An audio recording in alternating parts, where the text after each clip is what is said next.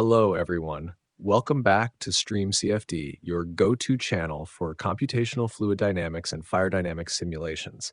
In today's video, I'll be guiding you through the process of downloading, installing, and running the Fire Dynamics Simulator, or FDS for short. Once we've got everything set up, we'll dive into a practical example by running one of the built-in verification cases, the couch fire simulation. Let's get started. Step 1. Downloading FDS.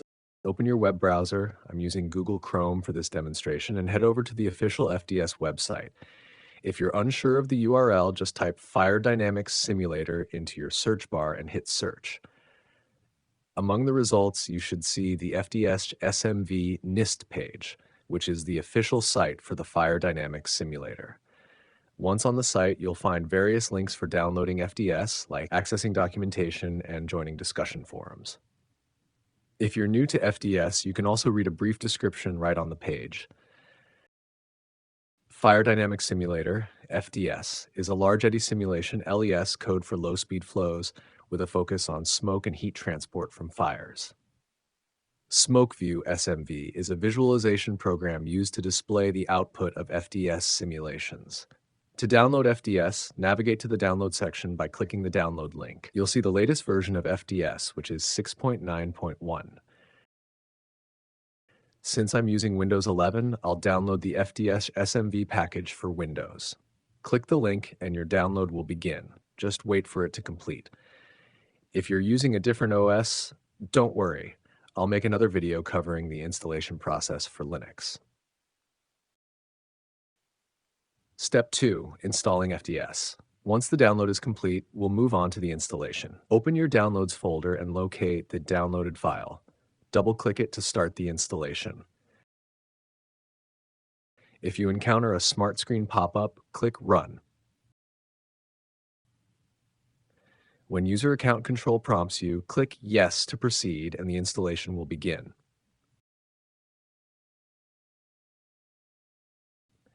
After the files have been extracted, a command prompt window will appear, asking you to make some choices for the FDS installation. We'll stick with the default configuration, so just type Yes and press Enter. The necessary files will be copied, and once the installation is complete, press any key to close the command prompt. To finish the installation, you'll need to reboot your computer. My computer has rebooted and FDS is now installed. The previous step of installing FDS has created a shortcut on your desktop named CMDfds. This shortcut is specifically configured to start FDS. Double-click it to open the command prompt where you can test and run your FDS simulations. To verify the installation, simply type FDS and press Enter.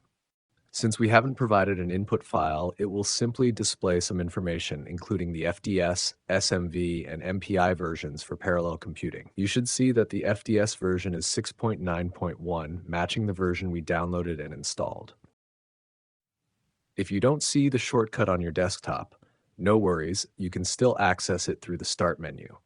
Navigate to Start, All Apps, FDS 6, CMDfds. This will open the command prompt with the necessary FDS configurations, just like the desktop shortcut.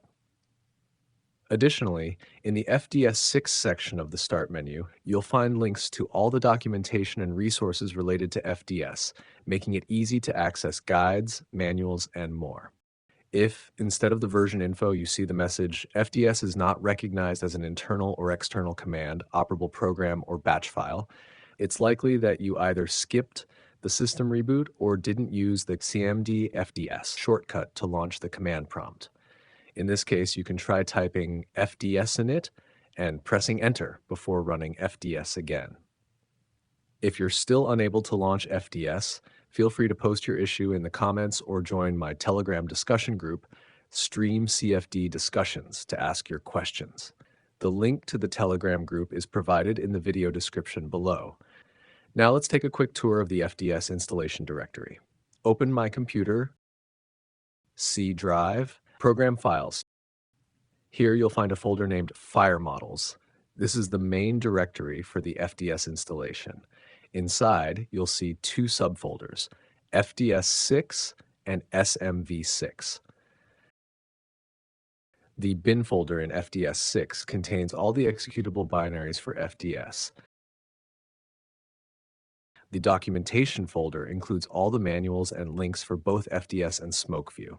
The FDS user guide is particularly comprehensive and extremely helpful for learning about FDS, exploring its features, diagnosing simulations, and reviewing various test cases. Finally, in the examples folder, you'll find built-in verification cases for FDS simulations. I highly recommend exploring these examples and trying out different cases to familiarize yourself with the software. Now let's try running a built-in FDS verification example.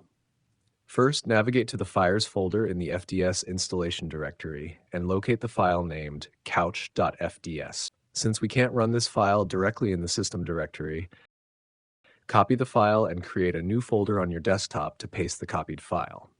The couch.fds file is a plain text file containing the FDS source code. You can open it with Notepad or any text editor. If it doesn't open directly, right-click on the file, select Open With, and choose your preferred editor. We'll dive into the contents, syntax, and how to prepare an FDS input file in upcoming videos.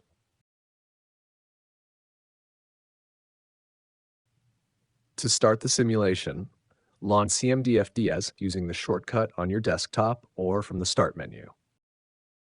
Next, copy the full path of the directory where the file is located from the address bar above. In CMDfds, type cd, followed by the path you copied, then press Enter. This command will navigate you to the directory where your case file is located. To start the simulation, type fds local,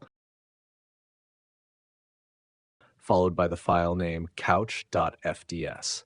You can also press Tab to autocomplete the file name, then press Enter to begin the simulation.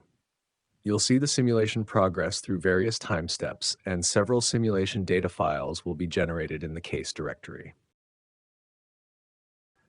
While the simulation is running, you can already start viewing the results by launching Smokeview. Open the couch.smv file. There's no need to wait for the simulation to complete or stop. Upon launching, you'll see an interactive 3D model generated from the input file. To view the simulation data, right-click inside the viewer and go to Load, Unload, 3D Smoke, Soot Density, and HRRPUV.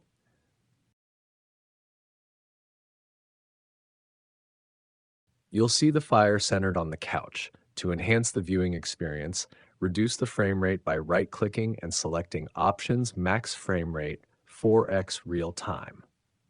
This will slow down the speed at which the frames are played, making it easier to observe the details of the simulation. You can also view slices of various parameters. To do this, right-click, then go to Load, Unload, Slice, and select the desired slice. The locations and variables for these slices are defined in the FDS input file, which we will cover in a future video. The slice colors in the recent version of FDS may appear somewhat dull. To make them brighter, right-click, then go to Show Hide, Color Bar Type, Original, Rainbow Orange.